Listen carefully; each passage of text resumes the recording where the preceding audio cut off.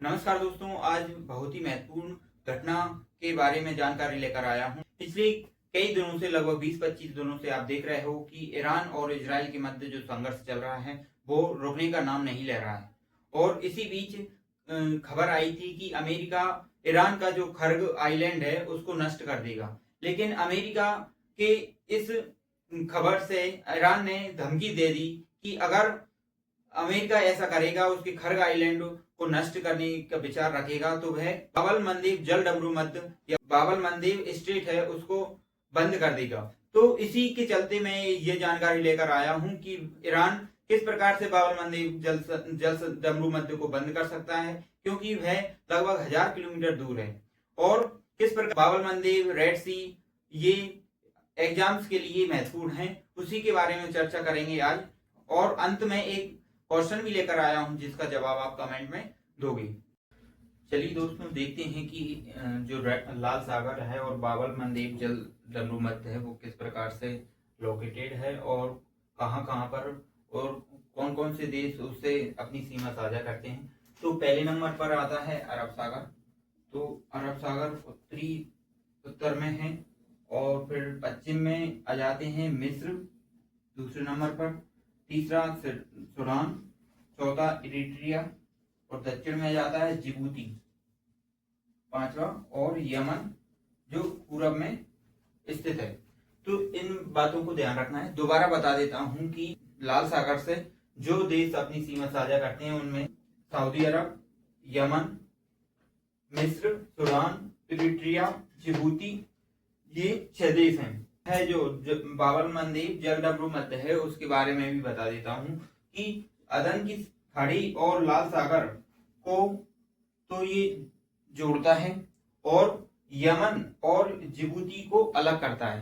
तो इस बात को ध्यान रखना है, किस किस को, यमन को और जिबूती को अलग करता है और लाल सागर और अदन की खाड़ी को जोड़ता है। तो इस बात को ध्यान रखना है। बाबल मंदेब जल डमरू मध्य और लाल सागर किस प्रकार से महत्वपूर्ण है।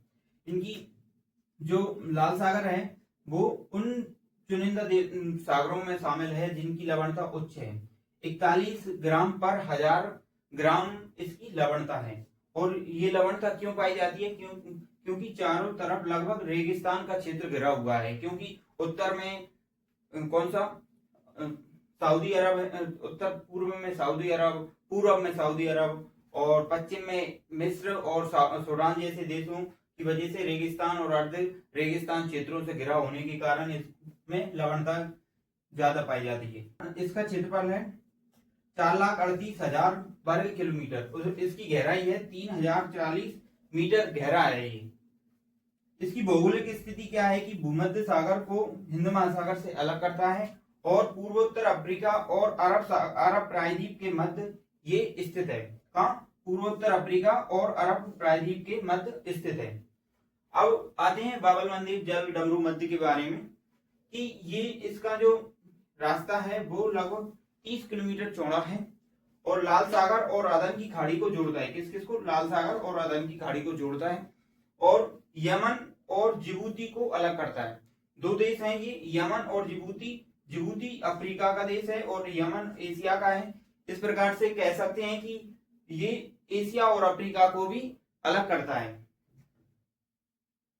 जो बाबल मंदेब जल डमरू मध्य है क्यों महत्वपूर्ण है? क्योंकि यहाँ का 12% वैश्विक व्यापार होता है और 45 लाख बैरल तेल प्रतिदिन यहाँ से परिवहन होता है, मतलब इसका आदान प्रदान होता है। लगभग एक साल में $1 ट्रिलियन मूल्य का माल यहाँ से गुजरता है। तो इसलिए ये बाबल मंदेब जल डमरू मध्य है, इसलिए महत्वपूर्ण हो जाता है। अब देखते हैं कि इसे किस प्रकार से ईरान बंद कर सकता है। यमन में कुछ ऐसे समूह रहते हैं जो कि ईरान के समर्थक हैं, जैसे कि होती संगठन। होती संगठन ऐसे संगठन हैं जो यहाँ से बाबल मंदेब जल डमरू मध्य से जितने भी जहाज गुजरते हैं उनको लूटने का प्रयास करते हैं और कई बार लूट भी लेते हैं। तो होती संगठन के जरिए ही बाबल मंदेब जल डमरू मध्य को वह रोक सकता है, इसलिए ईरान धमकी दे रहा है। अब अंत में मैं आपके सामने एक क्वेश्चन लेकर आया हूँ जिसका जवाब आप कमेंट में दोगे। बाबल मंदेब जो स्ट्रेट है वो किन के मध्य है? ए है लाल सागर और अदन की खाड़ी, बी है लाल सागर और पारस की खाड़ी, सी है पारस की खाड़ी और ओमान की खाड़ी, और डी है इनमें से कोई नहीं। तो इस क्वेश्चन का जवाब कमेंट में जरूर दें। आशा करता हूँ ये वीडियो आपको पसंद आई होगी और इजराइल और ईरान का जो मध्य संघर्ष चल रहा है उसके बारे में थोड़ी बहुत महत्वपूर्ण जानकारी और बाबर मंदिर, जल डमरू मध्य और रेड सागर के बारे में आपको जानकारी मिली होगी। ऐसी ही वीडियो देखने के लिए चैनल को सब्सक्राइब कर दिया करो और दोस्तों को शेयर भी कर दिया करो। धन्यवाद।